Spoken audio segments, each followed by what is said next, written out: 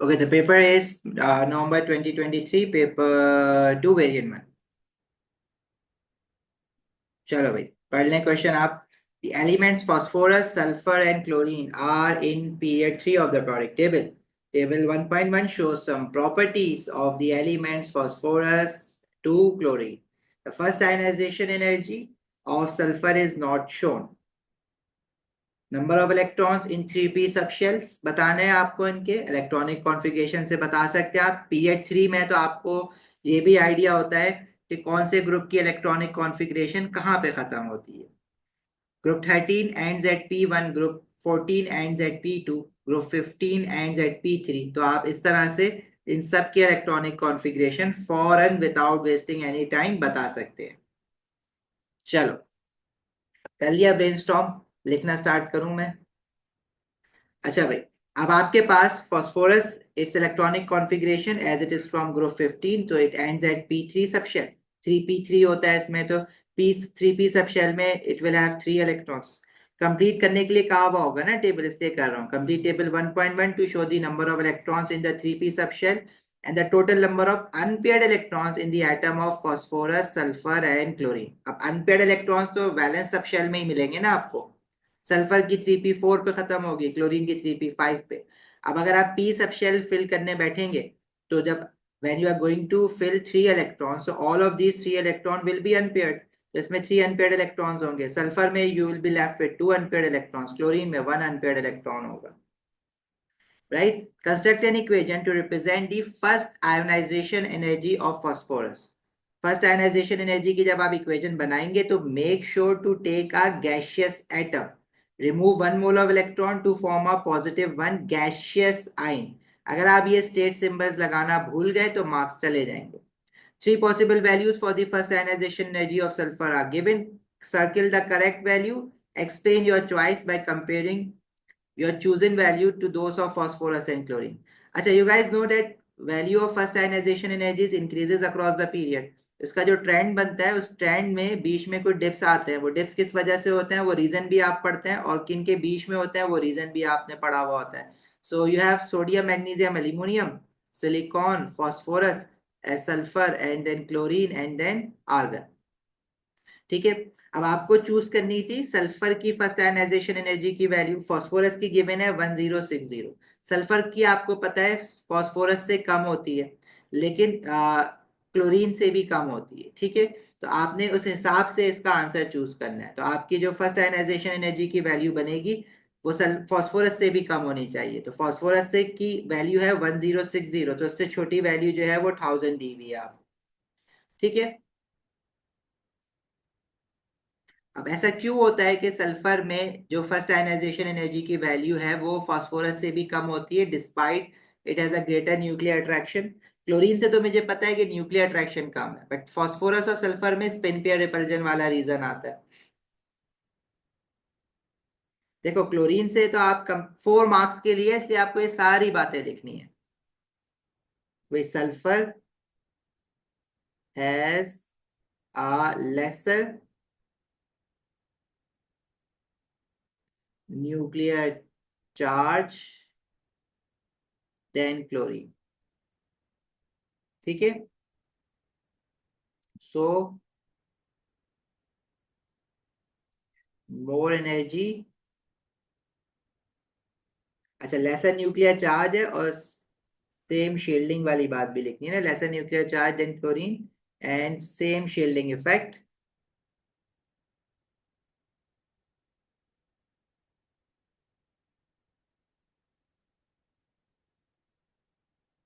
More energy is required to remove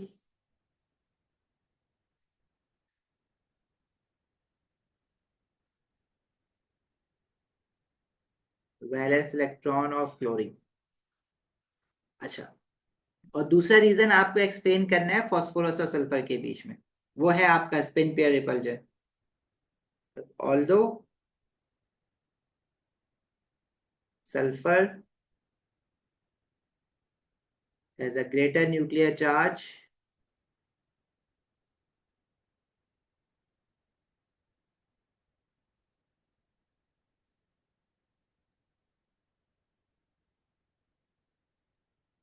than phosphorus, but sulfur atom has paired electrons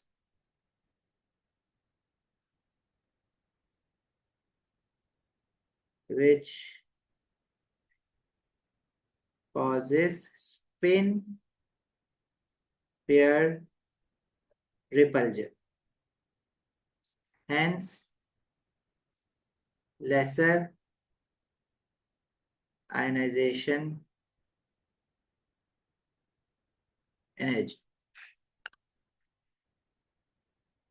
नहीं, phosphorus में spin pair repulsion नहीं है, sulphur में। हाँ ठीक है, चलो समझ आ गई भाई सबको ये बात।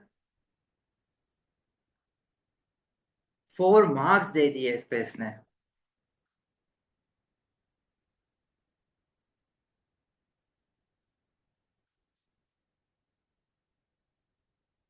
इस तरह के क्वेश्चंस में ना, अगर आप थोड़े से डाउटफुल हो तो पहले ब्रेनस्टॉर्म करके पॉइंट्स लिख लेना, फिर लिखना क्वेश्चन। मैसअप नहीं करना, ये 4 मार्क्स आते ही हैं ये चीजें। Give the full electronic configuration of phosphide ion. ठीक है, phosphorus has an atomic number of 15। So electronic configuration of phosphorus की बनाएंगे तो 1s2 2s2 2p6 3s2, और ये होता है 3p3 पे एंड। बट ये फॉस्फाइड आयन है, it means it must be gaining 3 electrons. तो कहाँ गेन करेगा इलेक्ट्रॉन? अपने लास्ट सब शेल में गेन करेगा। तो 3p3 में 3 इलेक्ट्रॉन्स गेन करेगा तो 3p6 हो जाएगा। State the trend in ionic radius from shown by phosphide, sulfide and chloride. Across the period ionic radius जो होता है वो डिक्रीज होता है, ठीक है, क्योंकि न्यूक्लियर अट्रैक्शन इंक्रीज होती है। Ionic radius decreases from phosphide to chloride. As nuclear attraction increases,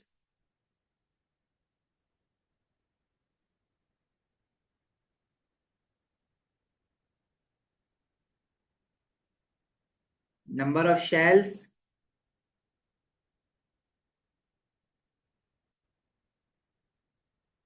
stays same. So shielding effect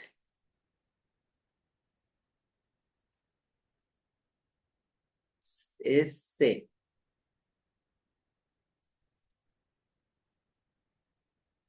Right? So more, अच्छा, सो इलेक्ट्रॉन्स, ये लास्ट पॉइंट लिखने की जरूरत नहीं है। So electrons move closer to each other, ये एक्सप्लेन कर दिया आपने for 2 marks. Full electronic configuration जब लिखने के लिए कहता है, नहीं, जब वो कहता है ना कि show the electrons in each orbital, तो तब आप लिखते हैं फुल इलेक्ट्रॉनिक कॉन्फ़िगरेशन।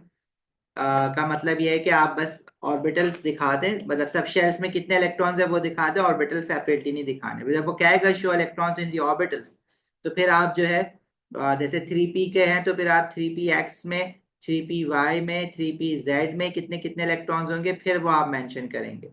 p सब शेल के लिए मेंशन करना होता है, s का तो होता ही एक ऑर्बिटल है ना।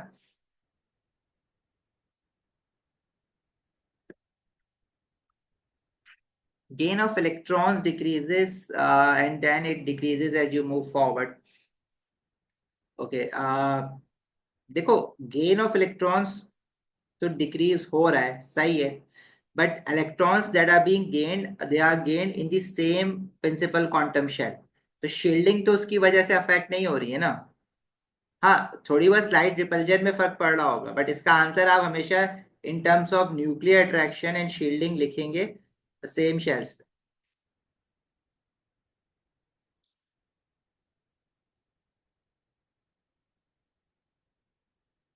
सही है लाइबा एंड अली, आगे बढ़े। A student does 3 tests on separate samples of sodium chloride. Okay, table 1.2, with the observation the student makes in each test, addition of few drops of bromine. अब ब्रोमीन का सोडियम क्लोराइड से क्या लेना देना है? Displacement reaction of halogens. Can your bromine displace chloride ion from its salt solution? मतलब जो more reactive halogens होते हैं वो डिस्प्लेस करते हैं लेस रिएक्टिव हेलाइड आयंस को। मतलब अगर ब्रोमीन अगर मोर रिएक्टिव होता तो वो खुद जो है वो रिड्यूस हो जाता और क्लोराइड आयन को ऑक्सीडाइज करवा देता। ठीक है, लेकिन bromine is a less active halogen than chlorine, क्योंकि डाउन द ग्रुप हैलोजन्स की रिएक्टिविटी जो है वो डिक्रीज होती है, फ्लोरीन क्लोरीन ब्रोमीन आयोडीन। तो इसमें तो कोई रिएक्शन ही नहीं होगा टेस्ट 1 में। ठीक है, तो आप लिखेंगे no change. Yes, it can not displace chlorine. Second test says addition of few drops of concentrated sulphuric acid. अब जब आप सल्फ्यूरिक एसिड डालते हैं तो ये ग्रुप 17 में आपने पढ़ा है कि sulphuric acid first behave as an acid when it reacts with halide ions. First it will produce sodium hydrogen sulfate and HCl. But can sulfuric acid act as an oxidizing agent in front of chloride ions? So no, sulfuric acid is not a powerful enough oxidizing agent to oxidize chloride ion. Although it can oxidize bromide and iodide ion, but it cannot oxidize chloride ion. ठीक है, otherwise sulphuric acid जब oxidise होता है तो वो reduce होकर कुछ products बनाता है, तो उसका कुछ आपको ऑब्जर्वेशन नजर आ रहा होता, but here in this case there will be no observation again.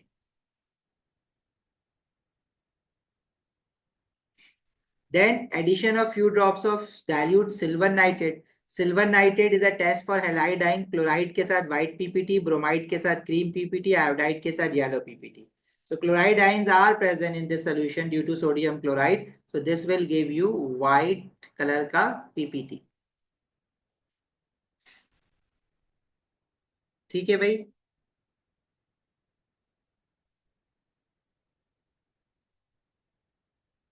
Next is part D. This says POCl3 shows similar properties to PCl5. PCl5 की चीजें तो हमने पढ़ी हैं। PCl5 it reacts with alcohols to produce your what you say halogen alkanes. तो organic में हमने PCl5 का रिएक्शन पढ़ा है। In fact PCl5 also reacts with carboxylic acids. अगर ये रिएक्शन खुद से दे दे तो मान लेना, अब याद कर लें तो ज्यादा अच्छी बात है। ये C2H5Cl बन जाएगा। इसमें इसमें बनता है CH3COCl। अच्छा, PCl5 का एक और रिएक्शन है, उसको वाटर में डालोगे, फास्फोरस क्लोराइड है ना, non metal chloride they hydrolysed in water, hydrolysis हो जाती है ना, हाइड्रोलिसिस ऑफ वाटर होगा तो आपका फास्फोरिक एसिड बनता है और आपका हाइड्रोक्लोरिक एसिड बनता है। Hydrochloric acid in the form of gas बनता है तो उसके व्हाइट फ्यूम्स भी नजर आते हैं आपको। ठीक है, ये रिएक्शंस आपने पढ़े हैं PCl5 के, यही 3 रिएक्शंस पढ़े हैं पूरे सिलेबस में। अब वो कह रहा है POCl3 का हमने रिएक्शन नहीं पढ़ा है कोई, लेकिन वो कह रहा है it is behaving in a similar way to PCl5. POCl3 has a melting point of 1 degree Celsius. Of course, it is a simple covalent molecule, simple molecular structure with covalent bonding. तो इनका मतलब है simple molecular है, तो ये भी hydrolysis of water कर सकता है जैसे कि PCl5 करता है। For any compound, if it is hydrolyzing water, it must be a simple molecular structure. POCl3 reacts vigorously with water, forming misty fumes. These misty fumes must be of HCl, जिसको हम white fumes भी कहते हैं, इसको हम misty fumes भी कहते हैं। And an acidic solution, मतलब ये कोई एसिड भी बना रहा है। Explain how the information in D suggests the structure and bonding of POCl3 in simple covalent. देखो बॉन्डिंग हम एक्सप्लेन करते हैं आपका उससे, क्या कहते हैं, हाइड्रोलिसिस कर रहा है पानी की, और स्ट्रक्चर है सिंपल मॉलिक्यूलर क्योंकि लो मेल्टिंग पॉइंट है। हाइड्रोलिसिस सिंपल कोवलेंट मॉलिक्यूल्स ही कर रहे होते हैं। तो आप क्या कहेंगे, it has low melting point and boiling points. आप फुल फॉर्म लिखेंगे, ठीक है, शॉर्ट फॉर्म नहीं लिखना किसी भी चीज। फोर्सेस की लिख सकते हो आईडी, बट वो भी मैं सजेस्ट करूंगा पूरी लिखो। It has low melting and boiling point due to simple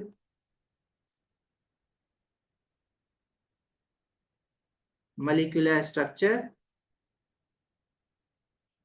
so weak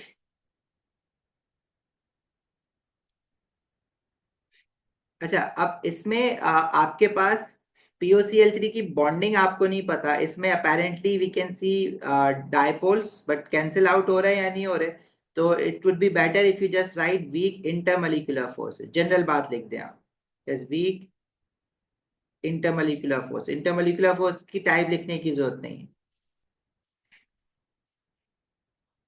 मतलब bonding is covalent And how can you say this is a covalent bond? Because hydrolysis of water is taking place. Covalent bonding as hydrolysis of water is taking place.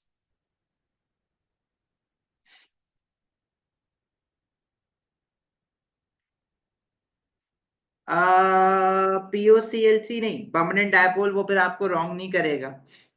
But if you argue that how should we know POCl3 में permanent dipoles हैं, we are not drawing the structure of POCl3 because you cannot make a bonding of POCl3. तो वो आपको marks दे देगा.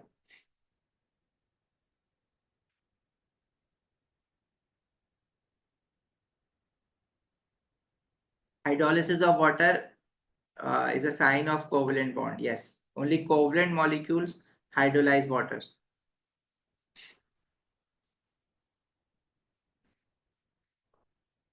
बहुत repeated concept है inorganic chemistry. ठीक है, ये क्वेश्चन कंप्लीट करते हैं, फिर 5 मिनट का ब्रेक लेते हैं मगरिब का, फिर स्टार्ट करते हैं. इक्वेशन क्या बनेगी? देखिए, जो PCl5 की तरह बिहेव कर रहा है तो मैं PCl5 वाली इक्वेशन ही बना सकूंगा ना, क्योंकि मैंने तो ये याद नहीं की है इक्वेशन, क्योंकि हमें बोला ही नहीं याद करने के लिए. तो वो कह रहा है PCl5 की तरह बिहेव कर रहा है तो मैं फॉस्फोरिक एसिड और HCl बना देता हूँ. बस मुझे बैलेंसिंग जो है वो खुद से करनी पड़ेगी इसकी. PCl5 की तो मैं कहता हूँ याद करके चले जाओ, इसकी थोड़ी ना याद करके जाओगे. तो इसमें chlorine right left hand side पे 1 है तो HCl के साथ 3 लगाना पड़ेगा. हाइड्रोजन 6 हो गया तो वाटर के साथ 3 लगाना पड़ेगा. ओ, बॉन्डिंग भी दे दी है. चलो, अब हाँ, नीचे वाला क्वेश्चन देख लेते तो आपको समझ आ जाता. बट नाउ बॉन्डिंग कैसे बनाओगे आप? देखो भाई, oxygen makes 2 covalent bond. Phosphorus is one of those element that can defy your octet rule. याद है ना, डिफाइंग ऑक्टेट रूल में आपने कौन कौन से पढ़े थे? बोरॉन को पढ़ा था, फास्फोरस को पढ़ा था, सल्फर को पढ़ा था.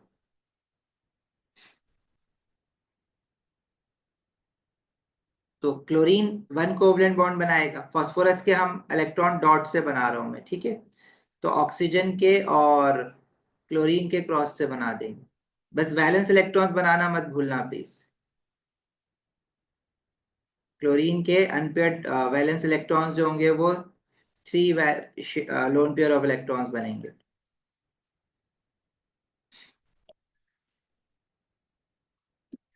क्वेश्चन लंबा है. नमाज ब्रेक ले लें, फिर 5 मिनट का, फिर स्टार्ट करें क्लास.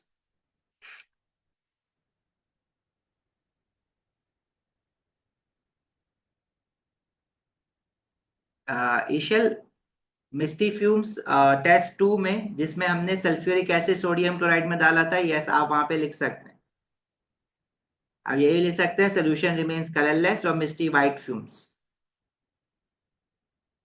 बट वो सोडियम क्लोराइड ना, बेसिकली उसमें जब सल्फ्यूरिक एसिड डालते हैं ना तो HCl, mostly HCl is found in aqueous form. तो गैस फॉर्म में इतना बनता नहीं है, लेकिन हाँ मिस्टी वाइट फ्यूम्स थोड़े निकलते हैं वहां पे, आप लिख सकते हैं. ऑक्सीजन बेटा 2 बॉन्ड बनाते हैं ना वजीहा, इसलिए डबल बॉन्ड है.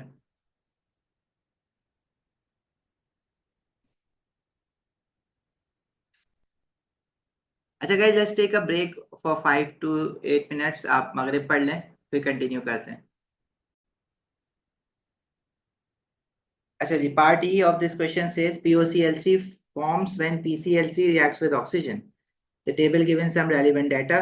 They have given you enthalpy change of formation of PCl3 and POCl3 and atomization of oxygen basically. They are not saying it as an atomization of oxygen. मैंने बोल दिया, लेकिन आपको आपको नहीं पता ऑटोमाइजेशन क्या होती है. But they are converting oxygen gaseous molecule into gaseous atoms of oxygen. Define enthalpy change of formation. So you have to write the definition. It is the enthalpy change when 1 mole of a compound is formed from its constituent elements under standard conditions and in their standard state. ठीक है, मैं लिख नहीं रहा हूँ, आपको पता है क्या होती है. Calculate the bond energy of phosphorus oxygen double bond in POCl3 using the table in 1.3. ठीक है, फॉस्फोरस ऑक्सीजन का डबल बॉन्ड है, ऊपर भी आपने बनाया है. अगर ऊपर आप गलत बना गए तो थोड़ा सा नीचे जब पढ़ेंगे तो आपको खुद रियलाइज हो जाएगा कि ऊपर आपको करेक्शन करनी है.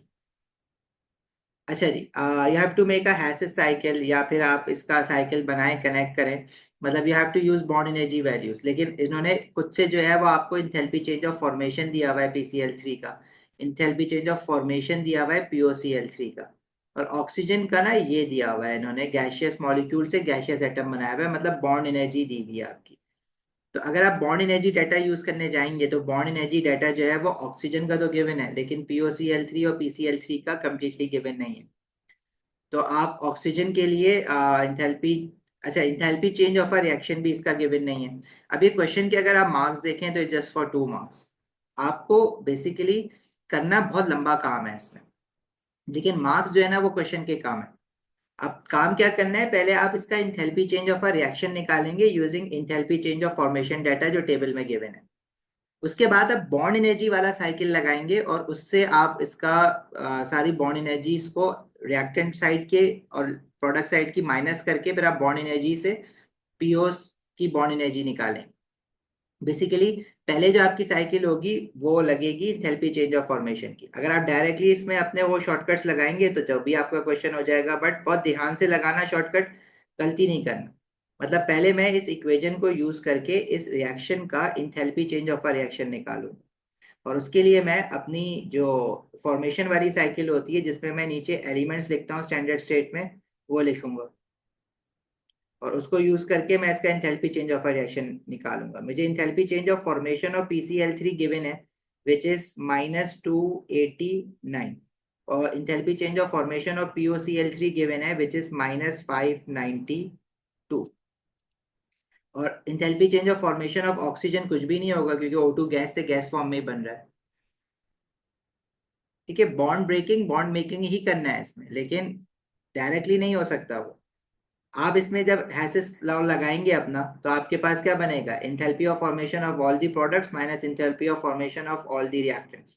तो प्रोडक्ट साइड पे यू हैव ओनली POCl3 जिसका फॉर्मेशन है 592, उसके 2 मोल्स हैं, माइनस रिएक्टेंट साइड पे यू हैव PCl3 जिसके 2 मोल्स हैं। तो ये आपके पास इस रिएक्शन का enthalpy change of a reaction आ जाएगा। उसके बाद आपने इस रिएक्शन में बॉन्ड एनर्जी डाटा यूज करके इसका enthalpy change of a reaction use करके जो फास्फोरस ऑक्सीजन डबल बॉन्ड है इसकी बॉन्ड एनर्जी निकालनी है। ठीक है। अच्छा, अब रहा सवाल व्हाट अबाउट फास्फोरस फास्फोरस और क्लोरीन। अब उसकी तो बॉन्ड एनर्जी गिवन नहीं है। अगर लेट से मैं इसको वाई ले लूं, इसको भी वाई ले लूं, इसको भी वाई ले लूं, इसको भी वाई ले लूं, इसको भी वाई ले लूं, तो ये हमारे पास ना कैंसिल आउट हो जाएंगी। और ऑक्सीजन ऑक्सीजन डबल बॉन्ड की बॉन्ड एनर्जी इन्होंने किस तरह से दी है, 1 मोल ऑफ ऑक्सीजन मॉलिक्यूल है, अगर मुझे इसको ब्रेक करना है तो it will form 2 mole of gaseous oxygen atom. तो ये जो एनर्जी दी हुई है वो बेसिकली बॉन्ड एनर्जी दी हुई है ऑक्सीजन की, 496। डेफिनेशन क्या होती है इंथैल्पी चेंज ऑफ फॉर्मेशन की, it is enthalpy change when 1 mole of a compound is formed, 1 mole of a compound is form from its elements. आप फ्रॉम इट्स एलिमेंट्स भी लिख सकते हैं या आप फ्रॉम इट्स कॉन्स्टिट्यूएंट एलिमेंट्स भी लिख सकते हैं। भाई बुक की जो डेफिनेशन है वो तो कहती है from its constituent elements, but marking की में कभी कभार वो कॉन्स्टिट्यूएंट को ब्रैकेट में डाल देता है, मतलब it's optional, if you can write you right it, otherwise if you won't right it they won't penalise the marks under standard conditions and in their standard state. ठीक है, तो प्रॉपर लिख लेना ये डेफिनेशन, मैं तो भाई शॉर्ट फॉर्म में आपको बता रहा हूँ, स्टैंडर्ड पूरा लिखना, ठीक है। अब आपके पास इस रिएक्शन का ना enthalpy change of a reaction आ जाएगा, ये जो आपने फर्स्ट पार्ट में इसको सॉल्व किया। अब जो है आप इसकी बॉन्ड एनर्जी डाटा को यूज करते हुए आप फास्फोरस ऑक्सीजन जो डबल बॉन्ड है उसकी बॉन्ड एनर्जी निकालें। बेसिकली अगर आप इस रिएक्शन को टोटली देखें तो आपके पास इसमें oxygen oxygen double bond break हो रहा है और एक फास्फोरस क्लोरीन बॉन्ड ब्रेक हो रहा है और phosphorus oxygen double bond form हो रहा है।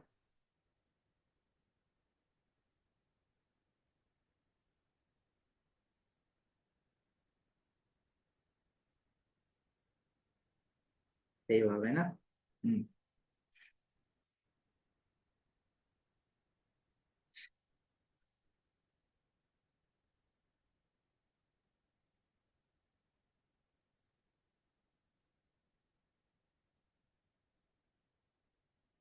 अच्छा, सॉल्व करते हैं इसको। Enthalpy change is equals to energy absorb at the reactant side. तो यहाँ पे हमारे पास ये 3y आ जाएगा।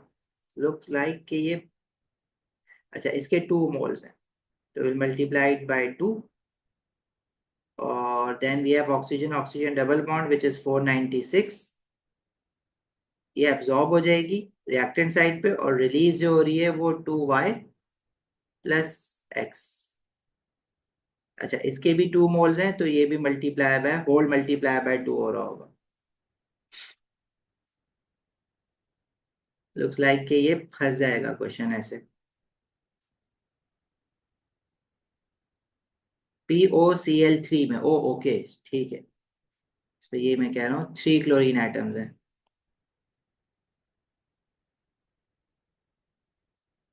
तो अब वाई वाई जो है वो एग्जैक्टली कैंसिल आउट हो जाएगा आपका। और ये जो इस इंथैल्पी चेंज की वैल्यू आ रही है, ये आप यहाँ पे पुट करेंगे। यहाँ से आप एक्स की वैल्यू निकालेंगे। बताओगे क्या आ रही है वैल्यूज?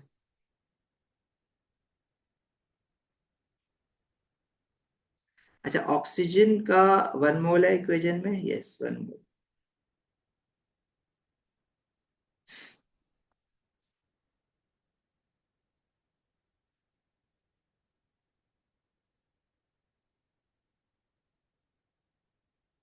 बता रहे हैं आंसर?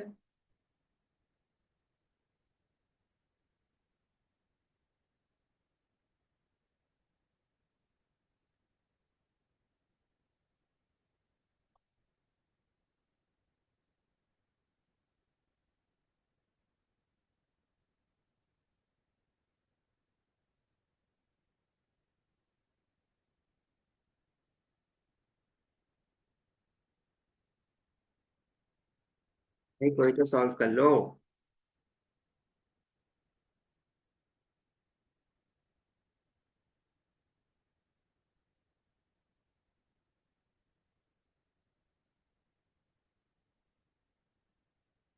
हाँ, फाइनल आंसर 551 है।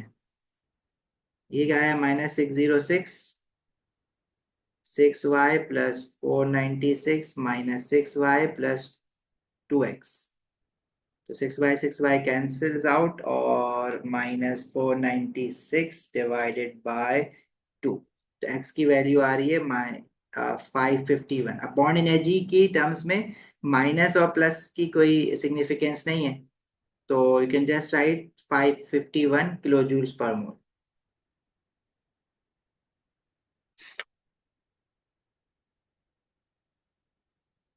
ठीक है मरियम, 496। हाँ, वो -2x है, वो वैसे डिवाइड होना है, पॉजिटिव ही आएगा आंसर।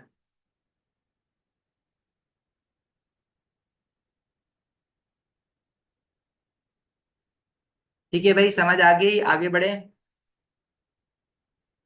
देखो, आपसे इसमें एक्सपेक्ट नहीं किया जा रहा है कि आप यहाँ पे पूरी साइकिल बनाए, आप डायरेक्ट फॉर्मूला यूज करें, enthalpy of formation of all the product minus reactant.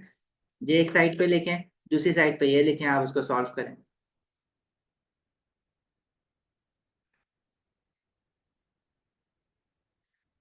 3y कहाँ से आया? थ्री, देखो, फॉस्फोरस क्लोरीन बॉन्ड जो थे ना वो 3 थे, और टोटल PCl3 के 2 मोल्स थे, तो बाहर 2 इसलिए आया और 3 इसलिए आया क्योंकि 3 बॉन्ड्स है।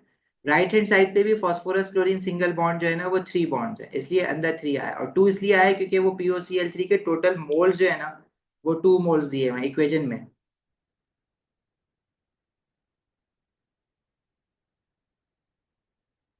जी माही।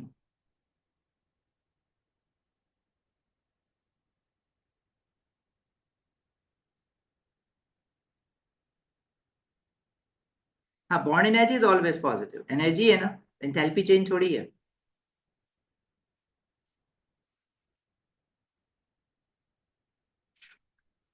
देखिए, ये जो सवाल है पेपर 2 में कितने स्कोर करें ए आ जाए, तो मैं तो कहूंगा 60 स्कोर करो। अब वो तो थ्रेशोल्ड चेंज होता रहता है ना, but you have to keep it above 50। आपका टारगेट तो 50 होना चाहिए, मतलब 45 पे भी बन जाता है। ऑक्सीजन की इंथैल्पी हमने यहाँ पे फॉर्मेशन के वक्त में नहीं लेते ना, क्योंकि ऑक्सीजन O2 गैस से O2 गैस बनना इज नॉट फॉर्मेशन, जीरो है फॉर्मेशन इसकी, इसलिए नहीं लेते। कंपाउंड्स की होती है बस फॉर्मेशन। ठीक है मुनज़्ज़ा, ये देखना है पीछे वाला देखना है। इसका आंसर 551 आ रहा है, 1101 नहीं आ रहा, 551 आ रहा है भाई। पता नहीं कौन सी एमएस देख रहे हो, 551 है इसका आंसर। 551 है अनाया।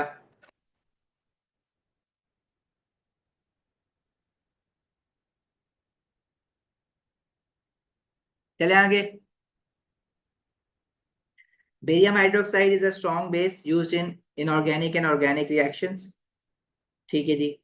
वाटर में डिसॉल्व हो रही है क्योंकि down the group solubility of metal oxides increase होता है। Barium is a group 2 metal which is present in period 5 6 में। ठीक है, बेरियम हाइड्रोक्साइड को वाटर में डाला, बेरियम हाइड्रोक्साइड बन रहा है। बेरियम हाइड्रोक्साइड को फर्दर रिएक्ट करवा के बेरियम कार्बोनेट और वाटर बन रहा है। बेरियम हाइड्रोक्साइड को फर्दर किस चीज के साथ रिएक्ट करवाया कि सॉल्ट एंड वाटर बन रहा है, तो वो किसी एसिड के साथ रिएक्ट करवाया होगा, या किसी वाटर बन रहा है ना, डिस्प्लेसमेंट तो हो रही है। मतलब ये किसी, आप ये नहीं कह सकते कि सोडियम कार्बोनेट डाला होगा, प्रेसिपिटेशन रिएक्शन हो गई है। अगर प्रेसिपिटेशन होती तो फिर वाटर नहीं बनता। वाटर बन रहा है इसका मतलब है कि बेरियम कार्बोनेट को उन्होंने रिएक्ट करवाया है, बेरियम हाइड्रोक्साइड को रिएक्ट करवाया है किसी मेटल कार्बोनेट के साथ, तभी तो मेटल कार्बोनेट के साथ वाटर बन रहा है। तो यहाँ पे जो है ना वो कोई एसिड यूज किया है इन्होंने, और ऐसा कौन सा एसिड है जिसमें से कार्बोनेट आयन आ जाए, तो वो कार्बोनिक एसिड ही होता है। अच्छा आगे देखते हैं, पूछा है नहीं पूछा है इसने। फिर बेरियम हाइड्रोक्साइड को रिएक्शन 3 में इथेनोइक एसिड के साथ रिएक्ट करवाया है, तो सॉल्ट एंड वाटर बनेगा, मेक सेंस। तो जो ए है ये आपका सॉल्ट बनेगा, barium ethanoate. Say the variation in solubilities of group 2 hydroxide. Solubility of group 2 hydroxide increases down the group.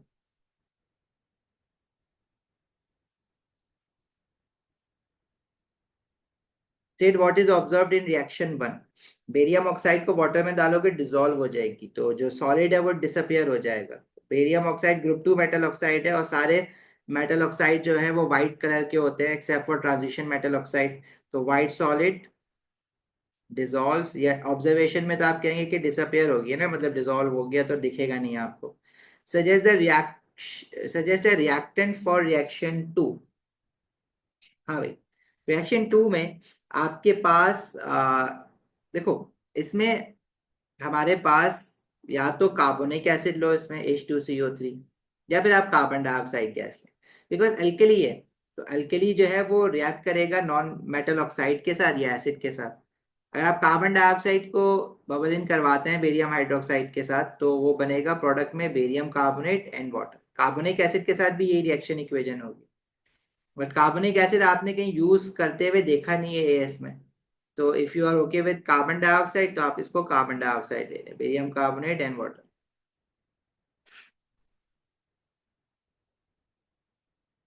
Can take carbon dioxide gas.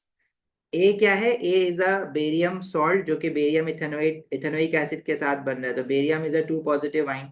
Ethanoic acid से जो negative ion आएगा वो इथेनोइट आइन आएगा, तो जो सॉल्ट का फॉर्मूला हो जाएगा वो बेरियम इथेनोएट। अब यहाँ पे इसने स्पेसिफिकली नहीं कहा हुआ ना कि नेम लिखना है या फॉर्मूला लिखना है, तो आप अगर नाम लिख दें वो भी सही है, आप फॉर्मूला लिख दें वो भी सही है। Barium hydroxide is made by reaction of barium with water. Write an equation for this reaction. Reaction of metals with water produces alkali and hydrogen gas.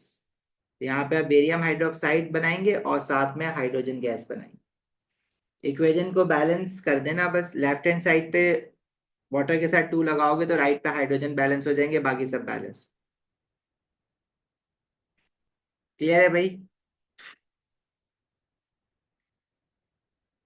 Next he is saying the mineral berry to calcite contains both barium carbonate and calcium carbonate. Both compound decompose on heating.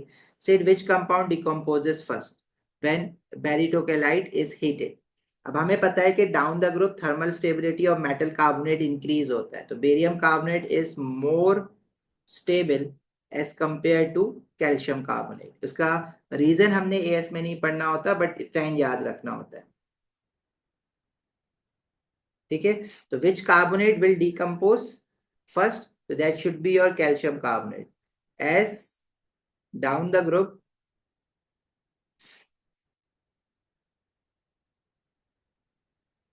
thermal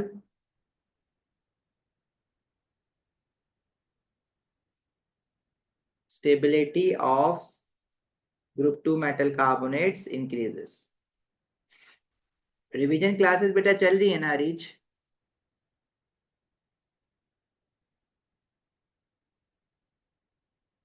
आपकी last Saturday जो revision class हुई थी वो हुई थी chemical equilibrium की, फिर उससे पहले हुई थी आपकी एनर्जेटिक्स की, अब जो होगी वो इनऑर्गेनिक केमिस्ट्री की होगी, मतलब सैटरडे और संडे को 9:30 टिल 11:30। मैं एक बार और आप लोगों के ग्रुप से भेज दूंगा रिमाइंडर। फिर ऑर्गेनिक होगी। ठीक है, आपका एग्जाम 19 मई को है, बीच में और भी कुछ एएलई कर लेंगे, कुछ चीजें रिवाइज कर लेंगे। ग्रुप 7 में थर्मल स्टेबिलिटी, ग्रुप 7 में किस चीज की थर्मल स्टेबिलिटी पूछो? बॉन्ड एनर्जी डिक्रीज होती है, तो वो थर्मल स्टेबिलिटी अगर आप उस सेंस में पूछ रहे हैं बॉन्ड एनर्जी की फॉर्म में, तो वो डिक्रीज होगी Yusuf. Construct an equation for the complete thermal decomposition of barytocalcite with barium. अच्छा, ये कंप्लीट थर्मल डिकम्पोजिशन है, मतलब दोनों ही डिकम्पोज कर दो फिर आप। ठीक है,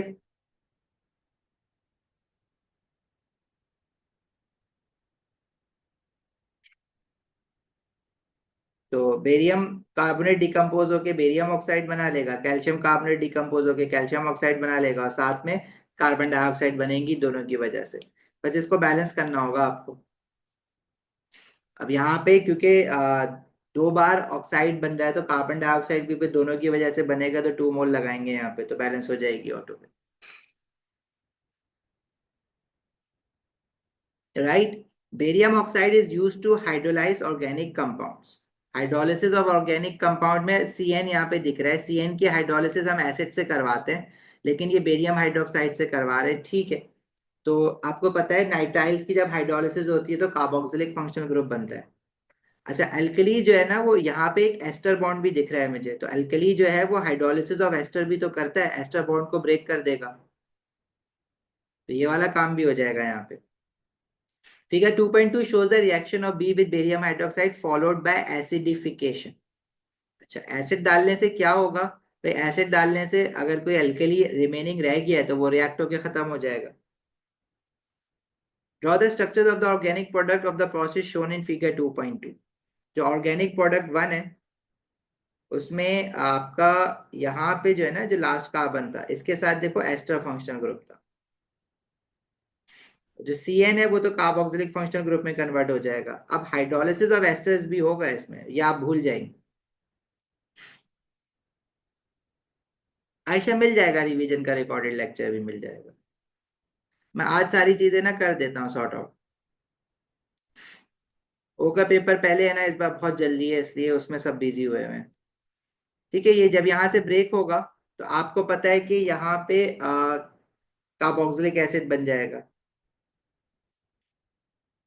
लेकिन जब आप एल्कली लेते हैं ना, तो आपको पता है जो कार्बोक्सिलिक फंक्शनल ग्रुप है ये रिएक्ट कर जाएगा किसके साथ? एल्कली के साथ, तो यहाँ पे अब बेरियम आके लग जाना चाहिए था, तो इसके साथ फिर मुझे इस पूरे पे यहाँ पे ना 2 लगाना पड़ता।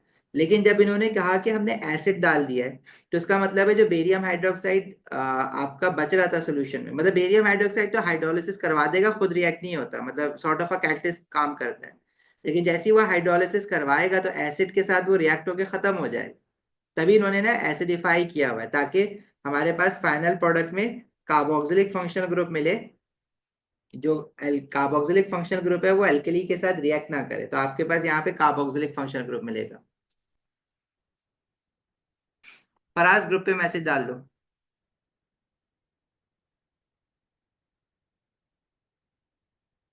महीन, हाँ ऑर्गेनिक के पास पेपर्स अब एलई में भी आ रहे हैं ना, आपको और करने हैं तो आप आ जाइएगा, वहां पे कर लेंगे।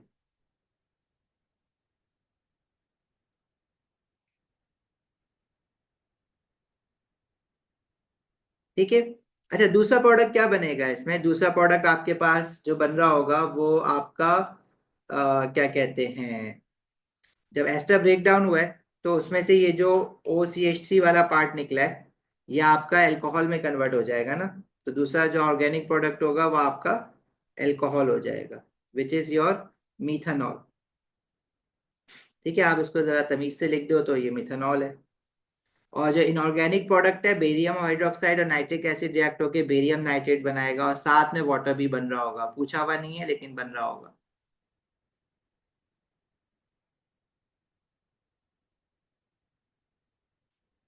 नहीं भाई, पहला वाला जो है वो जो एसिड है आपका 1 2 3 4, ये डाई कार्बोक्सिलिक एसिड है पहली बात। और दूसरी बात, ये जो दूसरा प्रोडक्ट है वो एल्कोहल है, एस्टर की हाइड्रोलिसिस हुई है ना, CN कार्बोक्सिलिक में कन्वर्ट हुआ है, एस्टर टूटा है तो एक कार्बोक्सिलिक बना और दूसरा एक एल्कोहल बनेगा। क्यों बनेगा? इथेनोइक एसिड आपने यहाँ से हाइड्रोलिसिस की है तो ये पूरा पार्ट अलग से निकल के आएगा ना, CN की अलग से हाइड्रोलिसिस हो गई है। उसने कह दिया ना हाइड्रोलिसिस, तो जहां जहां आपने हाइड्रोलिसिस रिएक्शंस पढ़े आप सारे करेंगे। आपने नाइट्राइल्स की हाइड्रोलिसिस पढ़ी है, आपने एस्टर्स की हाइड्रोलिसिस पढ़ी है, आपके अमाइड्स भी हाइड्रोलिसिस होती है। ठीक है, अमाइड फंक्शनल ग्रुप की अगर आप हाइड्रोलिसिस करवाएंगे एसिड एल्कली डाल के तो अगेन कार्बोक्सिलिक एसिड और अमाइन मिलेगा।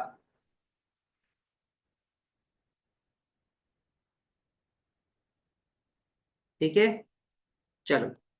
क्वेश्चन 3 में कह रहा है potassium chloride is widely used as an oxidising agent to make oxygen. Define oxidising agent. तो ऑक्सीडाइजिंग एजेंट क्या करता है भाई? चीजों को ऑक्सीडाइज करवाता है, खुद रिड्यूस हो जाता है। Substance that oxidises the others and reduces itself, that is an oxidising agent. और इसमें कुछ चीज डालनी है तो आप लिख देना, इट ऑक्सीडाइजिंग एजेंट है तो इट गेन्स इलेक्ट्रॉन इटसेल्फ, कुछ भी लिख दो। आगे पार्ट बी में कह रहा है KClO3 decomposes when heated. MnO2 catalyzes the exothermic decomposition reaction. Complete and label the diagram in figure 3.1 to show the effect of MnO2 on the decomposition of KClO3. अच्छा जी, तो अब आपको कह रहे हैं एक्सोथर्मिक रिएक्शन है तो उसने products already low energy level पे बनाए हुए हैं, बस आपने एनर्जी प्रोफाइल डायग्राम कंप्लीट करना है विथ और विदाउट कैटलिस्ट। तो अगर ये आप बना रहे हैं विद कैटलिस्ट तो विदाउट कैटलिस्ट में एक्टिवेशन एनर्जी ज्यादा होगी। खत्म दोनों एक ही पॉइंट पे आके होंगे और एक ही पॉइंट से स्टार्ट करेंगे। ठीक है, तो इसमें आपके पास this is your activation energy with catalyst, तो आप इसको लेबल कर दें EA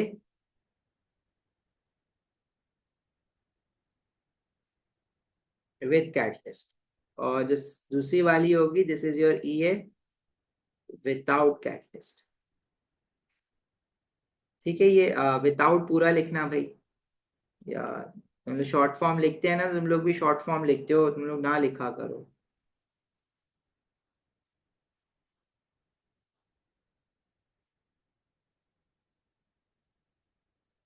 है ना, how would you explain the effect of MnO2? Catalyst का इफेक्ट कैसे समझाओगे? एक्टिवेशन एनर्जी कम होती हुई तो विदाउट कैटलिस्ट बनाओगे तो विद कैटलिस्ट कंपेयर कर सकते हैं ना हम उसको। When KClO3 is heated without a catalyst, KClO4 and KCl form. KClO3 is heated, KClO4 and KCl is formed. ठीक है, प्रोडक्ट रिएक्शन बता दिए। Explain why this reaction is described as disproportionation reaction. What is a disproportionation reaction? A reaction in which a same species is oxidised as well as reduced. तो does we have a species that is chlorine, ये इसमें ना oxidise भी हो रहा है reduce भी हो रहा है। अब oxidation number, explain why this reaction is disproportionation reaction, आप ना भी निकाल के देखे ना, for 1 mark you can just write, अगर if you have identified that potassium does not changes its oxidation number, oxygen भी चेंज नहीं करता, तो क्लोरीन ही होगा ना जो ऑक्सीडाइज और रिड्यूस हो रहा होगा। तो chlorine is both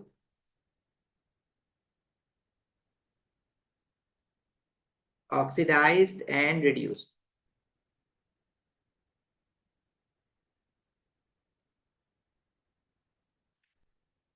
overlapping the lines मतलब मतलब you have to draw different heights of this profile ना, डिफरेंट हम्स होंगे इसके। ओवरलैप से क्या मतलब है? एक के ऊपर एक तो बना ही नहीं सकते ना, कि एक्टिवेशन एनर्जी कम ज्यादा है तो एक ऊपर होगी एक नीचे होगी। ठीक है, क्लोरीन का ऑक्सीडेशन नंबर निकाल के देखना चाहो तो निकाल सकते हो इसमें। ठीक है, जरूरत नहीं है हमें निकालने की। -6 + 1 यहाँ +5 है, और 4 2 8 -1 -8 +1 इज -7, यहाँ +7 है। तो +5 से +7 is an increase in oxidation number. और ऑक्सीडाइज हो रहा है, +5 से -1 डिक्रीज इन ऑक्सीडेशन नंबर, मतलब रिड्यूस भी हो रहा है। पार्ट डी में कह रहा है molten KClO3 react with glucose, KClO3 melts at 630 Kelvin. At this temperature, both carbon dioxide and water are gases. Use the ideal gas equation to calculate the volume in meter cube. 1 mole of gas at 630 Kelvin and 1 exponent 5 Pascal is the pressure. Show your working, give your answer to 3 significant figures. बड़े time बाद कहीं आया ideal gas का question. Ideal gas equation आपको याद रखनी है, PV is equal to nRT। ठीक है, प्रेशर की वैल्यू गिवन, निकालना है क्या है, volume of 1 mole of gas. तो एन की जगह पे आप 1 रखेंगे, और प्रेशर गिवन है, टेम्परेचर गिवन है केल्विन में, सब तो गिवन है। 1 exponent 5, volume is, you have to find out, moles 1 है, और आर की वैल्यू आप नीचे कांस्टेंट टेबल से देख लीजिएगा, 8.31 है, और टेम्परेचर जो है वो केल्विन में रखते हैं इस इक्वेशन में, वो ऑलरेडी 630 है। इसका आंसर बताना सॉल्व करके कितना आ रहा है।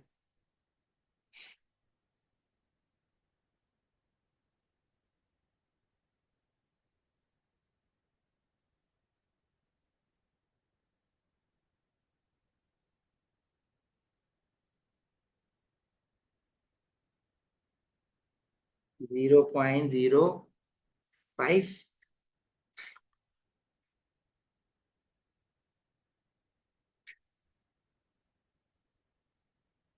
अच्छा, मैंने उल्टा लिख दिया, sorry. Maths maths maths, volume का सब्जेक्ट बनाना है बेटा। 8.31 इंटू 630 डिवाइडेड बाय 1 एक्सपोनेंट 5 होगा। अब बताओ, सॉरी, तुम लोग भी उल्टा ही निकाल रहे हो।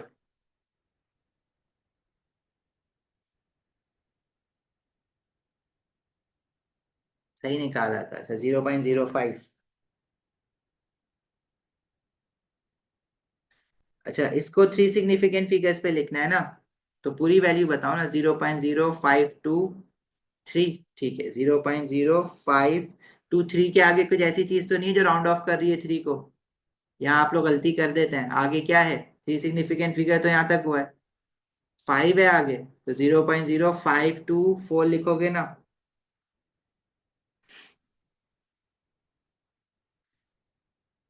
ठीक है, आगे कह रहा है 5 gram of this reacts completely with molten KClO3। अच्छा, C6H12O6 है, ग्लूकोज है।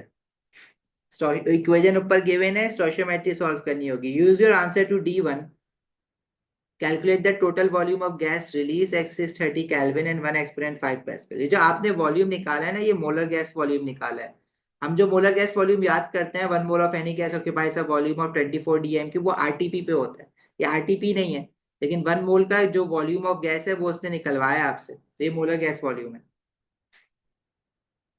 ठीक है, आपने क्या करना है, 5 ग्राम ऑफ ग्लूकोज से ये देखना है कि आपका जो वॉल्यूम ऑफ गैस बन रहा है, वो आपकी क्या गैस बन रही है, आपका वाटर और केस, दो गैसेस दी हुई है ना, जैसे carbon dioxide and water both are gases at this temperature.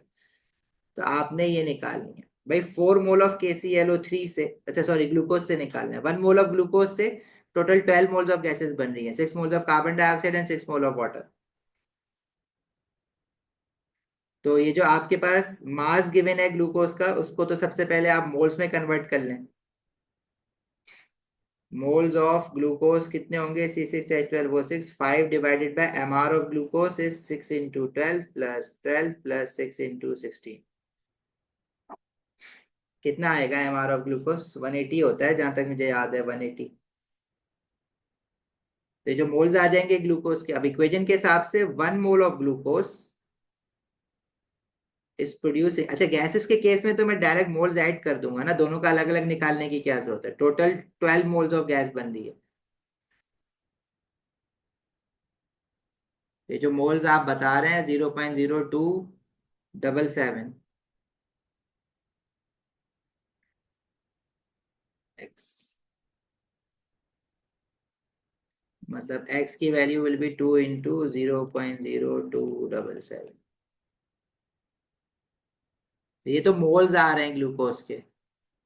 ठीक है, और आपके पास इन मोल्स को वॉल्यूम में कैसे कन्वर्ट करेंगे, मोलर गैस वॉल्यूम जो आपने ऊपर निकाला है वो कितना निकाला है, 0.0524, क्योंकि 1 mole of gas in these conditions would occupy this much volume. तो अभी टोटल जो मोल्स ऑफ गैस बन रहे हैं वो कितना वॉल्यूम ऑक्यूपाई करेंगे, आप वैसे निकालेंगे।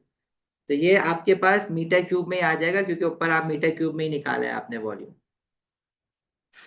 अच्छा, 1:12 का रेशियो कैसे हमने डिटरमिन किया? ठीक है, याद करना है भाई ग्लूकोज की इक्वेशन। कहाँ से डिटरमिन होता है? इक्वेशन से होता है ना। इक्वेशन देखो ना, इक्वेशन में ऊपर गिवन है, याद नहीं करना, मजाक कर रहा हूँ। फोर, अच्छा, ग्लूकोज के 1 मोल से ऑक्सीजन, कार्बन डाइऑक्साइड के 6 मोल बन रहे हैं, वाटर के 6 मोल बन रहे हैं, ये दोनों ही गैसेज हैं, तो दोनों का मिला के लिया है मैंने, 6 + 6 12। सही है अहमद, अनाया? फाइनल वॉल्यूम कितना आ रहा है?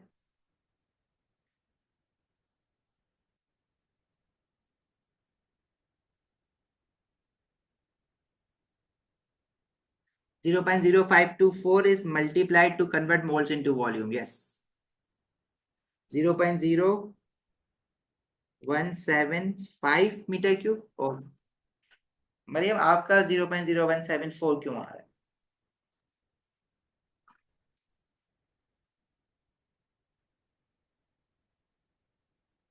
चले आगे।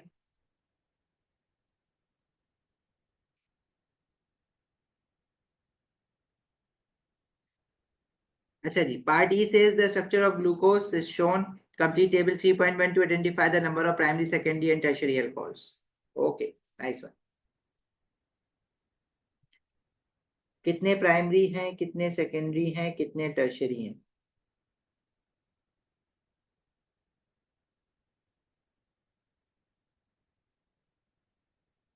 0.0524 से फातिमा इसलिए मल्टीप्लाई किया है क्योंकि ये जो आपके पास आए ना, ये मोल्स ऑफ गैस आए जो टोटल प्रोड्यूस हुए हैं फ्रॉम 5 ग्राम्स ऑफ ग्लूकोज। लेकिन फाइनल आंसर में वॉल्यूम ऑफ गैस मांगा हुआ था, और इन कंडीशंस पे 1 mole of gas is occupying a volume of 0.0524। तो इतने मोल्स कितना वॉल्यूम ऑक्यूपाई करेंगे? अब ये वाला वॉल्यूम हमने कहाँ से निकाला था? 1 मोल ऑफ गैस जो इस कंडीशंस पे टेम्परेचर और प्रेशर की वॉल्यूम ऑक्यूपाई करेगी, वो इतना करेगी। तो अगर इतने मोल्स ऑफ गैस है तो उसका कितना वॉल्यूम होगा? ठीक है। Next is how many primary alcohols we have. This is your primary alcohol, और एक ही है। सेकेंडरी कितने हैं? ये सेकेंडरी है, सेकेंडरी सेकेंडरी सेकेंडरी, 4 सेकेंडरी बन रहे हैं, और टर्शरी तो कोई भी नहीं है, 0।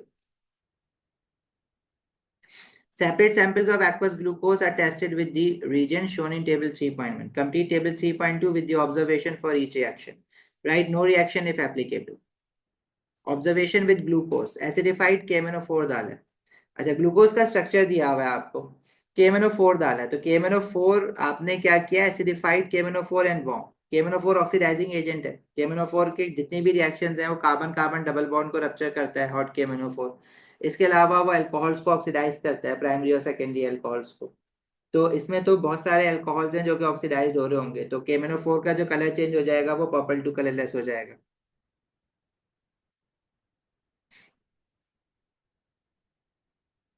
ये ऑरेंज टू ग्रीन कौन लिख रहा है भाई?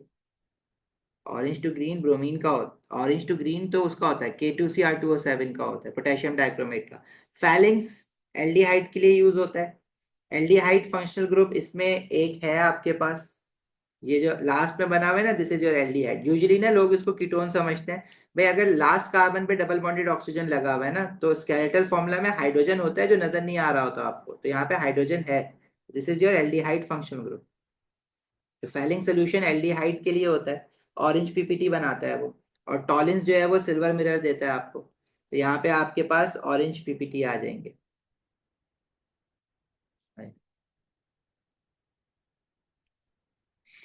Alkaline aqueous iodine, iodoform test. Iodoform test आपका तब पॉजिटिव होगा जब कीटोन वाले कार्बन के साथ या तो डायरेक्टली एक CH3 लगा हुआ, और कीटोन तो है ही नहीं इसमें।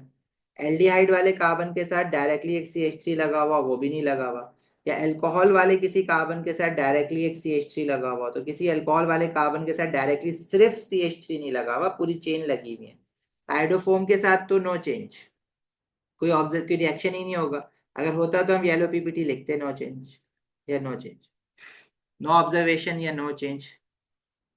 रेड पीपीटी कौन देता है? रेड पीपीटी वो देता है आपका ब्रिक रेड पीपीटी। इसमें भी फैलिंग्स में भी हम ना रेड पीपीटी लिख सकते हैं, ऑरेंज भी लिखते हैं, रेड भी लिखते हैं। 2,4 डीएनपीएच का हम ऑरेंज लिखते हैं। First part shouldn't there be zero primary, नहीं प्राइमरी अल्कोहल ये वाला है ना। इस कार्बन के साथ देखो दो हाइड्रोजन लगे हुए हैं और एक अल्काइल चेन लगी हुई है आगे, तो this is your primary alcohol. ये वाला है ना प्राइमरी है Ahmed, this one is primary.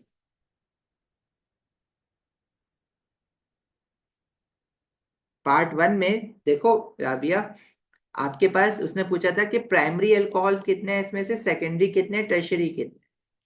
तो ये वाला जो है ना हमारा कार्बन, अल्फा कार्बन, इसके साथ एक OH लगा हुआ है, दो हाइड्रोजन लगे हुए हैं, तो ये प्राइमरी हुआ ना। लेकिन ये जो सेकंड वाला है, इसके साथ जिस कार्बन पे OH लगा है इसके साथ सिर्फ एक ही हाइड्रोजन है, बाकी लेफ्ट पे भी कार्बन है, राइट पे भी कार्बन है, तो ये सेकेंडरी है। आगे वाला भी सेकेंडरी है, ये भी सेकेंडरी है, ये भी सेकेंडरी। टर्शरी कोई भी नहीं। Got it Rabia Ahmad?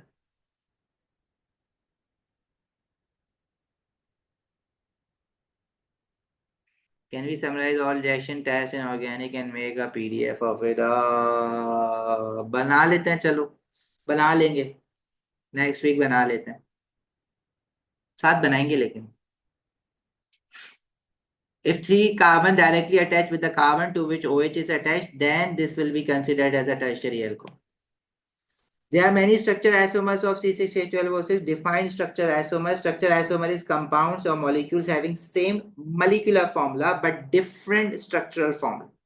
ठीक है, स्ट्रक्चर आइसोमर की डेफिनेशन, स्टीरियो आइसोमर्स की डेफिनेशन याद रखनी है आपको, और ऑप्टिकल की भी याद रखनी है। Compound C and D are alkenes with the same molecular formula. Give the systematic name of D. अच्छा जी, अच्छा इस क्वेश्चन में ना एक थोड़ा सा प्रॉब्लम भी होगा आपको। आप जरा सिस्टमेटिक नेम याद, सिस्टमेटिक नेम आयोपैक नेमिंग को ही कहते हैं। तो डी का सिस्टमेटिक नेम क्या है? अगर आप इसकी नंबरिंग करेंगे तो start from the carbon atom जिसके साथ डबल बॉन्ड है, so that the double bond get the smaller value possible. So third carbon पे we have a methyl branch, 3 methyl, and total we have 4 carbon atom, और first carbon से double bond है तो 3 methyl but 1। Explain why C and D do not show geometrical या cis trans isomerism for any double bonded carbon molecule to show cis trans isomerism. Each double bonded carbon atom must have different atoms or group of atoms attached. अगर मैं C में देखूं तो C का जो double bonded carbon atom है left वाला, उस पे दो सेम चीजें अटैच्ड हैं, इसलिए इसके अबाउट सिस ट्रांस नहीं हो सकती। और D में जो मेरा फर्स्ट वाला कार्बन है उसके साथ दो सेम चीजें that is hydrogen are attached, तो इसलिए इसके अक्रॉस सिस ट्रांस आइसोमेरिज्म नहीं हो सकती। S each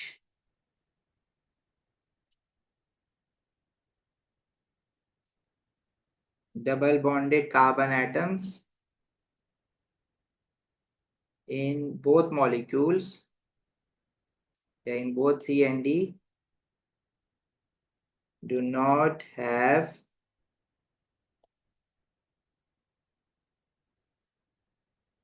different atoms or group of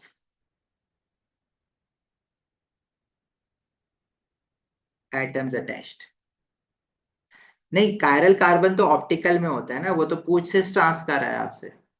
cis trans से तो आप कार्बन कार्बन डबल बॉन्ड से देखते हैं, कायरलिटी ऑप्टिकल आइसोमर का कहता है तो आप कायरल कार्बन की बात लिखते हैं।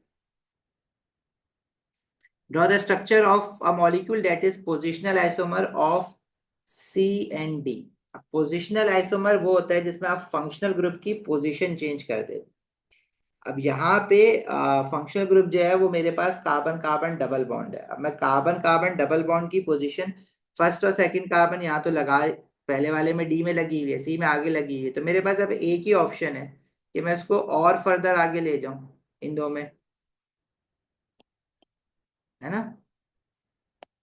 अगर मैं इनकी नेमिंग करूँ ना, नेमिंग डिफरेंट होनी चाहिए अगर ये एक दूसरे के आइसोमर्स है, तो इसकी अगर मैं नेमिंग करूंगा तो ये क्या आ जाएगा? This should be 2 methyl but 1। D आया है 3 मिथाइल ब्यूट 1, और सी का नाम क्या होगा? 1 2 3 4, दिस इज 3 मिथाइल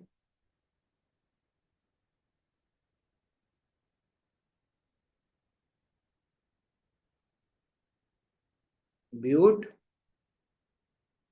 2। नहीं, बल्कि सी की ना हम नंबरिंग यूं नहीं करेंगे, हम सी की नंबरिंग लेफ्ट टू राइट करेंगे, क्योंकि डबल बॉन्ड उस केस में भी सेकंड कार्बन पे आ रहा है लेकिन ब्रांच भी आ रही है। तो ये होगा 2 मिथाइल ब्यूटोइन। नहीं, मिथाइल ग्रुप की पोजीशन चेंज करके फिर मैं चेन आइसोमेरिज्म कर सकूंगा, पोजिशनल आइसोमेरिज्म नहीं कर सकता फिर। एशल, चेन आइसोमेरिज्म होगी अगर मैं मिथाइल ग्रुप आगे पीछे करूंगा तो।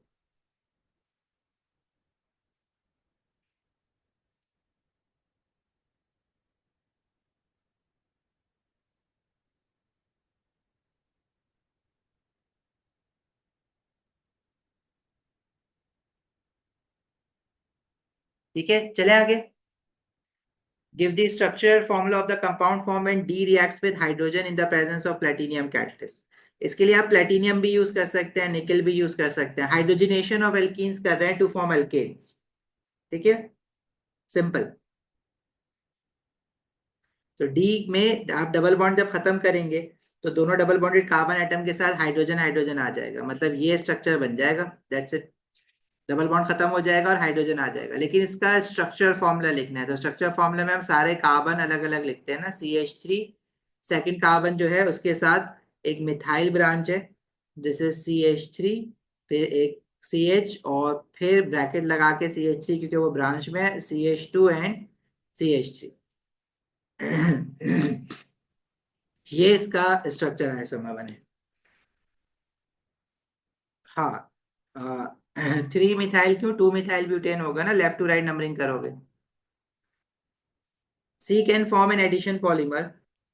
Draw the structure of one repeat unit of addition polymer। C जो है वो ये है आपका 2 मिथाइल ब्यूटोइन, इसका आपने वो बनाना है, एडिशन पॉलीमर बनाना है। ठीक है, जब आप एडिशन, वो आप कह रहे हैं वन रिपीट यूनिट बनाओ, तो आप क्या करते हैं भाई, कार्बन कार्बन डबल बॉन्ड जो है वो खत्म कर देते हैं। बट एक रूल ये है एडिशन पॉलीमर बनाने के लिए, जो डबल बॉन्डेड कार्बन एटम्स हैं, there shouldn't be any atom और group of atom on the right and left hand side of the double bonded carbon atom.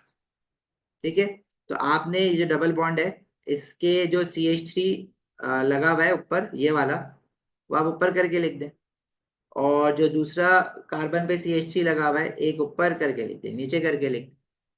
उसके बाद आप ऐसा ही मोनोमर, अगर 2 रिपीट यूनिट कहता तो ऐसा ही एक मोनोमर आगे बनाते, और डबल बॉन्ड जो है वो खत्म करके इनको आपस में ज्वाइन कर देते। लेकिन आपको वो सिर्फ 1 रिपीट यूनिट बनाने के लिए कह रहे हैं, मैं 2 रिपीट यूनिट ऐसी प्रैक्टिस के लिए बता रहा हूँ आपको। 2 रिपीट यूनिट कहता है तो आप एक बॉन्ड ये बनाते और यहां से फिर कंटिन्यूटी बॉन्ड शो कर देते। और अभी क्योंकि वो 1 रिपीट यूनिट कह रहे हैं तो आप एक ही बार ये बनाएंगे, और डबल बॉन्ड खत्म करके आप कंटिन्यूटी बॉन्ड जो है वो एक्सटेंड कर देंगे।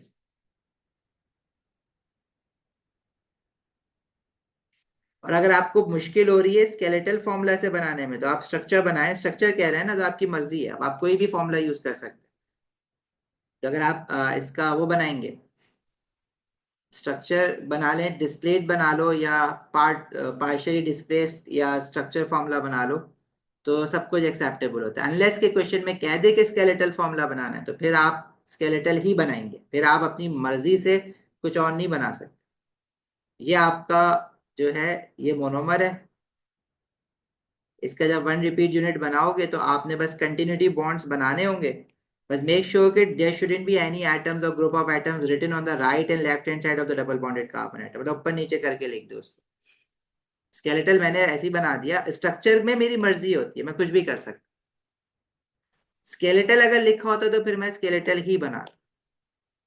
अब इसमें आपको जो इजी लग रहा है बना लें।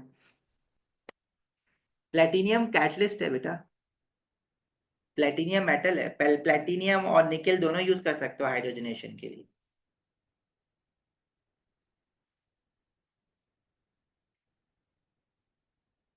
चले भाई आगे। The mass spectrum of C shows a molecular ion peak at 70. This peak has a relative intensity of 48.7. The relative intensity of M plus 1 ion peak is 2.7. Intensity is basically abundance ना, abundance को ही कह रहा है और किस चीज को कहेगा। Show that this information is consistent with the molecular formula of C। तो आप इस सारी इंफॉर्मेशन जो गिवन है आप उससे नंबर ऑफ कार्बन एटम्स ही निकाल सकते हैं। तो नंबर ऑफ कार्बन आइटम जो सी के स्ट्रक्चर में दिए हुए हैं अगर उतने ही आ रहे हैं तो मतलब कंसिस्टेंट है, वरना नहीं है।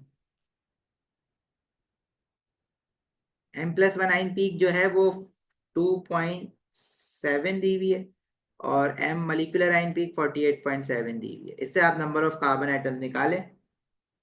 और नंबर ऑफ कार्ब आपको सी का क्या दिया हुआ है इसमें?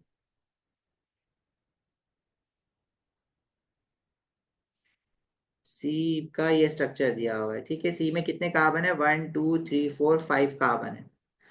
5 कार्बन आइटम वाला एल्कीन है, तो उसका जो फॉर्मूला बनना चाहिए वो C5H10 बनना चाहिए। तो मोलिकुलर फॉर्मूला निकाल के देख लेना मैच कर रहा है नहीं कर रहा। 5 आ रहे हैं, हाँ। मोलिकुलर फॉर्मूला निकाल के देखो, अब मोलिकुलर मास दिया हुआ है ना 70, तो इस इंफॉर्मेशन को मैं कहाँ यूज करूंगा? मैं सी का मोलिकुलर फॉर्मूला निकाल के देख लेता हूँ। 70 आ रहा है, सही है। अगर if you are taking 5 carbon atom in this molecule, तो it matches. C and D are both reacting with hydrogen bromide. Hydrogen bromide electrophilic addition होगा, एल्कीन्स है ना सी एंड डी। मेजर और माइनर प्रोडक्ट वाला चक्कर आ जाएगा इसमें। C reacts with hydrogen bromide to form E, ठीक है। Complete the diagram in figure 4.2 to show the mechanism for this reaction. This is electrophilic addition mechanism. Draw the structure of the organic intermediates. Include charges, dipoles, lone pairs of electrons. So bromine will get a partial negative charge, hydrogen will get a partial positive charge. Double bond से curly arrow बनेगा partial positive hydrogen की तरफ। Hydrogen bromine में से bromine will take the electron of hydrogen. और क्योंकि इन्होंने skeletal formula बनाया हुआ है तो हम भी स्केलेटल में ही कंटिन्यू करते हैं इसको। डबल बॉन्ड में खत्म होगा। अब now hydrogen will get attach to one of this double bonded carbon atom. अगर मेजर प्रोडक्ट कहता तो I would had attached hydrogen to this this first double ये वाला second double bonded carbon atom. अब इसने ना खुद से ब्रोमीन लगा के दिखाया हुआ है, तो इसका मतलब है कि हाइड्रोजन जो है वो इस कार्बन पे अटैच्ड हुआ है, और दूसरा वाला जो कार्बन होगा इसके एडजेसेंट में उस पर पॉजिटिव चार्ज आएगा, कार्बोकैटाइन बनेगा। और जो ब्रोमाइड आइन है उस पे फिर हम एक लोन पेयर दिखाएंगे और नेगेटिव चार्ज दिखाएंगे, और वो अटैक करेगा इस पार्शियल पॉजिटिव कार्बन। ठीक है। तो ये टर्शियरी कार्बोकैटाइन बना है इंटरमीडिएट। श्योर फातिमा, ये लो।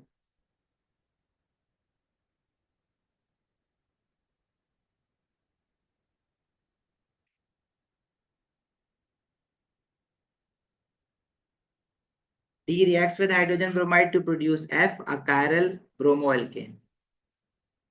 ठीक है। Draw the structure of F। अब F क्या था? अच्छा, D क्या था? F तो बनाना है। D था हमारे पास ये वाला एल्कीन, जिसमें डबल बॉन्ड फर्स्ट और सेकंड कार्बन के बीच में है।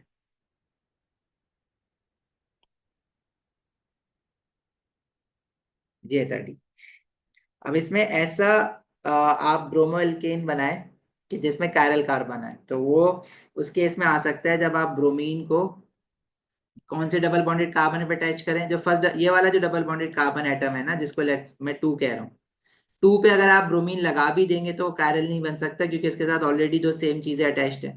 तो third double bonded carbon atom पे ही आप कुछ लगाएंगे, ब्रोमीन को लगाएंगे, तभी कायरल बन सकता है। अगर मैं इस पे यहाँ पे ब्रोमीन लगा देता हूँ और दूसरे वाले पे फिर हाइड्रोजन लगा होगा ऑफ कोर्स, तो ये वाला जो कार्बन एटम है इस पे एक पे ब्रोमीन लगा हुआ है, एक CH3 लगा हुआ है, एक इधर चेन लगी हुई है और एक हाइड्रोजन होगा, तो ये वाला कार्बन जो है वो कायरल कार्बन बनेगा।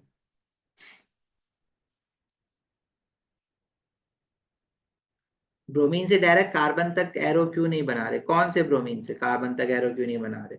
ये वाला ब्रोमीन सेकेंड स्टेप में ब्रोमाइड आइन बन के अटैक करता है ना कार्बोकेटाइन को।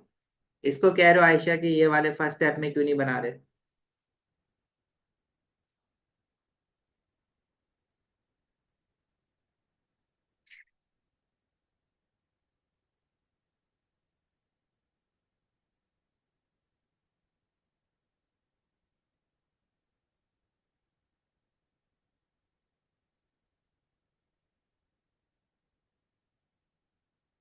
नहीं नहीं, ये जो मैंने कायरल सेंटर पे स्टेरिक बनाया है, ये तब आप बनाते हैं जब आप ऑप्टिकल आइसोमर्स बनाते हैं टू आइडेंटिफाई कायरल कार्बन, यहाँ पे जरूरत नहीं है बनाने की।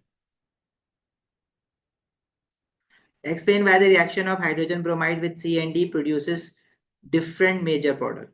अब C से जो मेजर प्रोडक्ट बनेगा वो कब बनेगा, जब हाइड्रोजन इस डबल बॉन्डेड कार्बन पे अटैच्ड होगा और ब्रोमीन यहाँ पे अटैच्ड होगा। और डी से जो मेजर प्रोडक्ट बनेगा, क्योंकि रूल क्या है मेजर प्रोडक्ट बनाने के लिए भाई, you have to attach hydrogen to that double bonded carbon atom where already the number of hydrogen atoms are higher. तो इन डबल बॉन्डेड कार्बन एटम में से सी में ये वाला डबल बॉन्डेड कार्बन एटम है जिसपे पहले से हाइड्रोजन ज्यादा थे, और डी में ये लास्ट वाला कार्बन एटम है जिसपे पहले से हाइड्रोजन एटम ज्यादा थे। सही है।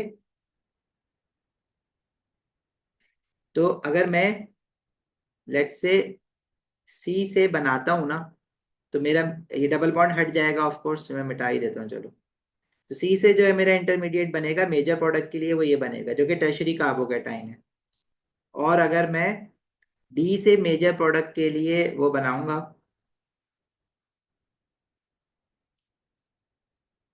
डी से मेजर प्रोडक्ट वाला बनाऊंगा, तो जो डी में मेरा इंटरमीडिएट बनेगा ना,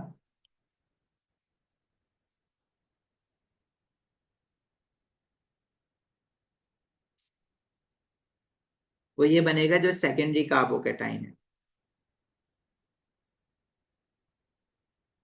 और इससे टर्शरी कार्बोकेटाइन बन रहा है। जाहिर है कार्ब इंटरमीडिएट डिफरेंट बन रहे हैं, तो मेजर प्रोडक्ट भी जो दो बनेंगे from C and D different बनेंगे।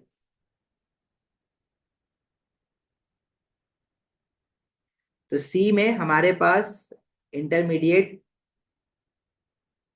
टर्शरी कार्बोकेटाइन बनेगा, एक इंटरमीडिएट, और माइनर प्रोडक्ट के लिए सेकेंडरी कार्बोकेटाइन बनेगा। डी में हमारे पास इंटरमीडिएट सेकेंडरी कार्बोकेटाइन बनेगा और प्राइमरी कार्बोकेटाइन बनेगा, मतलब मेजर के लिए सेकेंडरी और माइनर के लिए primary.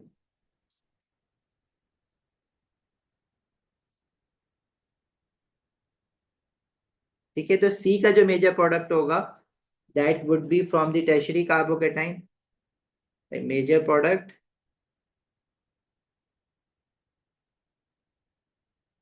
From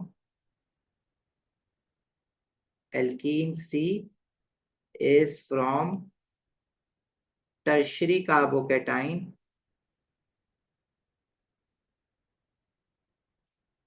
and from D it's from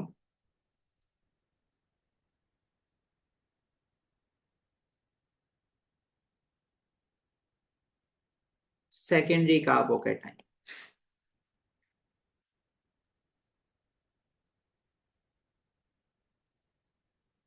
tertiary तो हम इस तरह से देखते हैं ना कि जिस कार्बन पे पॉजिटिव चार्ज आया है उस कार्बन के साथ डायरेक्टली और कितने कार्बन अटैच, डायरेक्टली 3 कार्बन और अटैच्ड हैं तो ये टर्शरी कार्बोकेटाइन हो।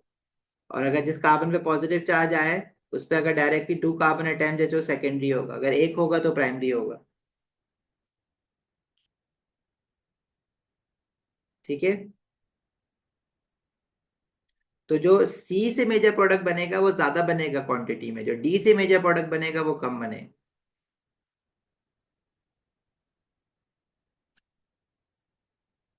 तो आप ये लिखेंगे tertiary carbocation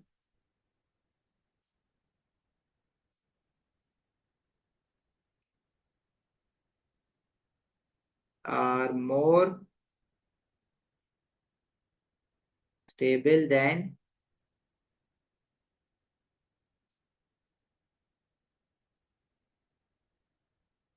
secondary carbocation due to more positive inductive effect।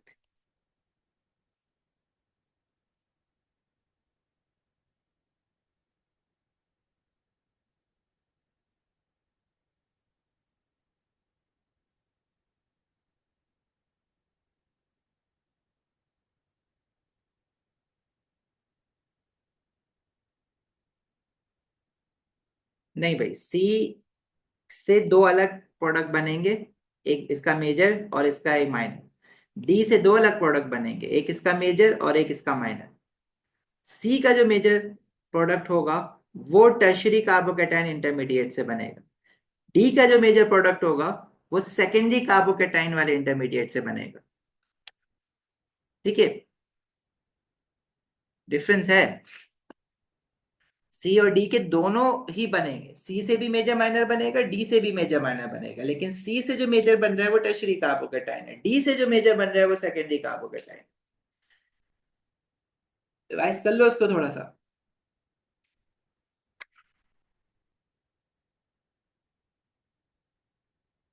अच्छा ये लास्ट पार्ट और कर लो उसका, टाइम ऊपर हो गया।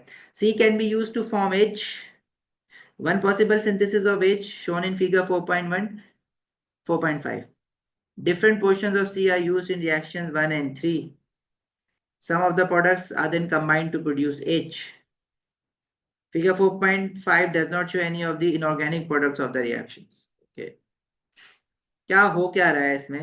भाई सी को हाइड्रोजन ब्रोमाइड के साथ रिएक्ट करवाया, हैलोजन एल्केन बना ई में, फिर उसे जे बना लिया इन्होंने पता नहीं क्या करके, फिर सी को रिएक्शन 3 से इन्होंने कीटोन बना दिया, अरे वाह, मतलब डबल बॉन्ड की रप्चरिंग की है, तो कीटोन बन जाएगा, लेफ्ट वाला पार्ट जो है वो कीटोन बन जाएगा, राइट वाला पार्ट जो है वो आपका इथानोइक एसिड बन जाएगा। Carbon carbon double bond rupture किया है, तो हॉट KMnO4 यूज किया होगा इसमें, हॉट अल्कलाइन KMnO4, या हॉट एसिडिक भी लिख सकते हो वैसे, और हॉट अल्कलाइन दोनों लिख सकते हो।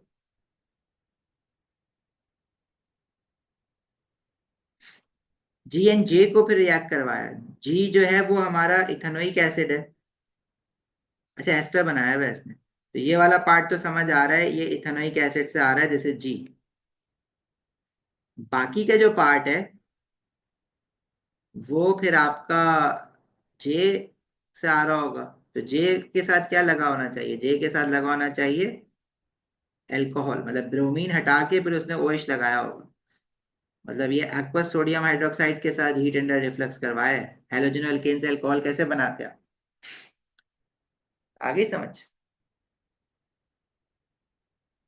रिएक्शन 2 में एक्वस सोडियम हाइड्रोक्साइड लेना है इसने, रिएक्शन 3 में हॉट एसिडिफाइड KMnO4 लेना है, और रिएक्शन 4 में उसने एस्टेरिफिकेशन के लिए आप concentrated sulphuric acid as a catalyst लेते हैं। यही पूछेगा आगे। हार्ड था पेपर? अच्छा मुझे तो नहीं लगा, इसमें तो IR ही नहीं दिया हुआ इसने, खत्म कर दिया पेपर। चलो, C2E हाइड्रोजन ब्रोमाइड वो दिया हुआ था, E2J, E2J आपने आपका सोडियम हाइड्रोक्साइड लिखना है, C से G और ये बनाया है, इसमें रीजन एंड कंडीशन जो आप यूज करेंगे वो hot acidified concentrated KMnO4, acidified concentrated KMnO4 और साथ में हीट, अच्छा ऊपर भी यहाँ पे भी हीट है, हीट अंडर रिफ्लक्स होता है, बल्कि ये हीट अंडर रिफ्लक्स पूरा लिखना, और इसमें आप concentrated sulphuric acid and heat, हाँ लिख दें भाई, कंडीशंस में तो आता है, रीजन एंड कंडीशन में यूजुअली हमें जरूरत नहीं पड़ती है इसमें हीटिंग की, लेकिन हमारे जो बुक है जो सिलेबस है वो लिखता है, मार्किंग की में मुझे पता ही नहीं लिखा हुआ इसमें, आप एक्स्ट्रा लिख देंगे तो मार्क्स डिडक्ट नहीं करेगा आपके।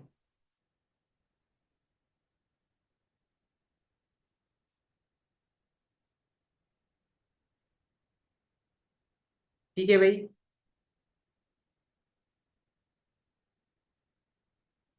चलो,